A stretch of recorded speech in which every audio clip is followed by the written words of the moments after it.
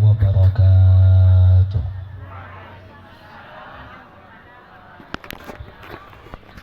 Alhamdulillah. Alhamdulillah wassalatu wassalamu ala sayyidina Muhammadin wa ala alihi wa sahbihi ajma'in, amma ba'du. Al-mukarramun wal muhtaramun yang kita sama-sama hormati, Mudirul Ma'had, pimpinan Pondok Pesantren Al-Khairiyah Baitul Quran, itu Ustadz Musta'an, semoga beliau dipanjangkan umur sama Allah Subhanahu wa ta'ala. Bapak-bapak, para asatidz, para tuan guru, mami-mami tiang, bapak kadus, sesepuh masyarakat, singkatnya hadirin hadirat yang dimuliakan Allah Subhanahu wa ta'ala. Pertama-tama bersyukur kepada Allah Subhanahu wa ta'ala pada malam hari ini kita berada di Raudhah min Riyadil Jannah, taman dari taman surganya Allah Subhanahu wa ta'ala. Ternyata Rasul sallallahu alaihi wasallam pernah mengatakan kepada sahabatnya, beliau mengatakan, seandainya engkau melihat Raudhah min Riyadil Jannah, taman dari taman surga, mampirlah ke tempat sana. Maka sahabat bertanya kepada Rasulullah sallallahu alaihi wasallam, ya Rasulullah, di mana tempat letaknya taman dari taman surganya Allah Subhanahu wa ta'ala? Rasul mengatakan, halaqatul dzikri wa halaqatul ilmi. Majlis zikir, majlis yang mengingatkan seseorang kepada Allah, dan majlis ilmu adalah termasuk Raudhah min Riyadil Jannah, taman dari taman surganya Allah Subhanahu wa ta'ala. Surga tempatnya di akhirat, tapi tamannya berada di dunia. Siapapun yang sering duduk di taman surga, maka mereka berhak sudah masuk ke dalam surganya Allah Subhanahu wa ta'ala. Siapapun yang jauh, yang tidak pernah duduk di taman-taman dari surganya Allah Subhanahu wa ta'ala, bahkan membenci daripada orang yang menyelenggarakan yaitu taman dari taman surga, maka Allah pun benci dan jauh rahmat Allah terhadap diri mereka. Lebih-lebih pada malam hari ini kampung kita memperingati hari kelahiran Nabi Muhammad sallallahu alaihi wasallam. Hari yang sangat-sangat istimewa, hari yang sangat-sangat agung, yang dimana Allah telah menegaskan di dalam Al-Quran, qul bifadlillahi wa birahmatihi fabidzalika falyafrahu. Katakan wahai Nabi Muhammad kepada umat engkau, apabila anugerahku telah turun, rahmatku telah turun, nikmatku telah turun kepada mereka, falyafrahu, hendaklah mereka bergembira ketika didatangkan nikmat tersebut. Abdullah ibn Abbas, mufassir ummah, sahabat Nabi Muhammad sallallahu alaihi wasallam, sepupu Nabi Muhammad sallallahu alaihi wasallam yang dijuluki tafsirnya umat, menafsirkan ayat ini. Beliau mengatakan, rahmat yang terbesar adalah dilahirkannya Nabi Muhammad sallallahu alaihi wasallam. Tanpa Nabi Muhammad kita enggak mengenal salat. Tanpa Nabi Muhammad kita enggak mengenal haji. Tanpa Nabi Muhammad kita enggak mengenal syariat Islam.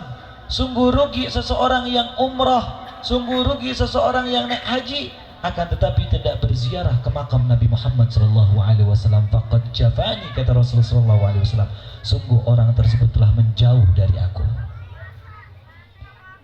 Dan salah satu malam hari ini adalah cara PDKT kepada Rasulullah sallallahu alaihi wasallam, pendekatan kepada Rasulullah sallallahu alaihi wasallam. Rasul mengatakan, bapak-bapak, ibu, aqrabukum alayya majlisan, orang yang paling dekat dengan aku suatu majlis besok di hari kiamat, yang duduk kelihatan wajahnya dengan aku, bahkan dia bisa melihat wajahku dan aku menanda dia. Siapa orang tersebut? Aktsarukum alayya salatan, orang yang paling banyak membaca salawat kepada Rasulullah sallallahu alaihi wasallam. Maka sungguh beruntung kita malam hari ini. Tadi sudah dibacakan sholawatan, kita mendengar pun menjadi orang yang beruntung. Bahkan kita ikut membaca sholawat, kita menjadi orang yang beruntung. Lebih-lebih orang yang ikut berdiri ketika penyambutan tersebut termasuk adalah orang yang paling hebat. Kenapa dikatakan tersebut? Ada kitab yang dikenal oleh orang Lombok namanya Barzanji.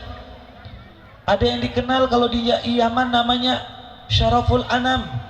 Di Mesir namanya Ad-Dibai. Ada Simtud Durar, ada Dhiyaul Lamih. Di pertengahan tersebut ada namanya Mahalul Qiyam, tempat dianjurkan seseorang berdiri. Yang dimana kalau seorang berdiri itu tandanya apa? Ada beberapa tempat sunnah seseorang menyambut berdirinya terhadap seseorang. Yang pertama, apabila kita melihat jenazah di depan rumah kita jalan, sunnah kita berdiri. Suatu ketika Umar bin Khattab melihat jenazah ketika beliau sedang duduk, maka beliau bangun dengan para sahabat dan para tabi'in. Maka beliau mendoakan jenazah tersebut. Tiba-tiba di belakang beliau, fa'atnau bil khair, di belakang tersebut ada yang memuji jenazah tersebut. Maka Umar bin Khattab mengatakan, qad sodak, qad wajab, sungguh pantas dan sungguh benar. Maka duduk Umar bin Khattab lewat jenazah tersebut. Maka jenazah kedua lewat, Umar bin Khattab berdiri lagi. Tiba-tiba semua orang ikut berdiri. Tiba-tiba dari belakang terdengar bukan pujian, tapi hinaan terhadap jenazah.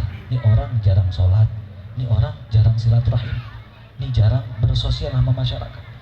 Tiba-tiba ucapan Umar bin Khattab, qad wajab, qad sodak.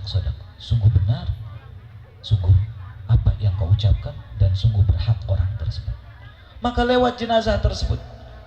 Ketika sudah lewat 2 jenazah bahkan 3 jenazah, orang-orang bertanya kepada Umar bin Khattab, wahai Amirul Mukminin Umar bin Khattab, apa gerangan engkau mengucapkan ucapan yang tadi dengan ucapan yang sama? Apa kata Umar bin Khattab? Tadi begitu saya bangun, dari belakang saya terdengar pujian terhadap jenazah. Maka saya ucapkan qad sodak, qad wajab, sungguh benar dan sungguh pantas. Maksudnya apa? Rasulullah SAW mengatakan, apabila engkau memuji kepada jenazah kebaikannya, membongkar kebaikannya, maka sudah pantas jenazah tersebut masuk berubah menjadi surganya Allah Subhanahu wa taala di dalam kubur. Apabila engkau mendengar celaan, hinaan kepada jenazah tersebut, maka itu pun menjadi celaan buat jenazah di dalam kubur. Maka berubahlah kubur mereka menjadi hufrah min hufrin nirar, jadi lubang dari lubang api neraka. Makanya Rasulullah SAW selalu mewanti-wanti, wala tasubul amwat, jangan kau caci maki orang yang sudah meninggal, bongkar kebaikannya. Jangan diungkit-ungkit lagi kesalahan orang, jangan diumbar-umbar, jangan dijelek-jelekkan lagi. Wala tasubul amwat, jangan kau ungkap-ungkap kejelekan jenazah, karena mereka sudah berjumpa dengan amal mereka, sedangkan engkau belum berjumpa dengan malaikat. Maka bapak-bapak, ibu-ibu, yang kedua kita disunahkan bangun, dianjurkan bangun ketika menyambut orang tua kita datang. Ketika datang orang tua kita, pulang dari pasar, ibu kita, ayah kita pulang dari kerja, sunnah seorang anak berdiri untuk menyambut dan mengambil barang bawaan orang tua kita. Yang ketiga, ketika ada ulama, ada orang soleh datang, kita dianjurkan berdiri. Ini kisah terjadi ketika zaman Nabi Muhammad SAW begitu Isra dan Mi'raj. Ketika Nabi Muhammad Isra dan Mi'raj pergi ke Masjid Al-Aqsa, semua para nabi dan rasul berdiri menyambut Nabi Muhammad SAW. Bahkan ketika Nabi Muhammad SAW masuk Masjid Nabawi, yang membuat syair Hasan bin Thabit ketika sudah berdiri pada saat tersebut. Makanya para ulama sepakat begitu mahal qiyam, datangnya ruh Nabi Muhammad SAW, maka kita dianjurkan menyambutnya dengan berdiri. Siapapun yang melantunkan doa di dalam hatinya benar-benar, maka dikabulkan hajatnya sama Allah Subhanahu wa taala. Semoga hajat kita dikabulkan sama Allah Subhanahu wa taala. Amin ya rabbal alamin. Bapak-bapak, ibu-ibu yang dimuliakan Allah Subhanahu wa taala, malam hari ini kita belajar bagaimana akhlak Rasulullah SAW, sifat Nabi Muhammad SAW.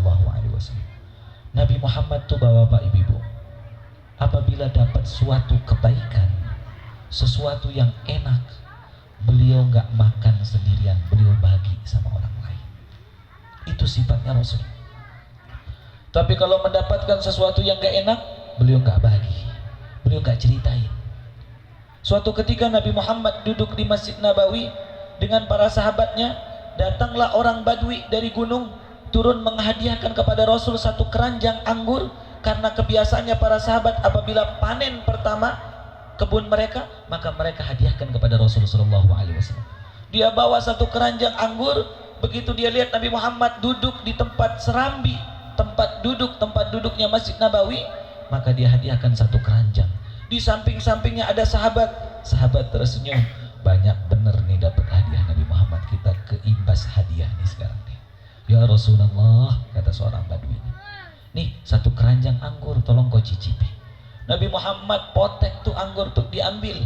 Ketika diambil tuh anggur, dimakan tuh. Senyum Nabi Muhammad.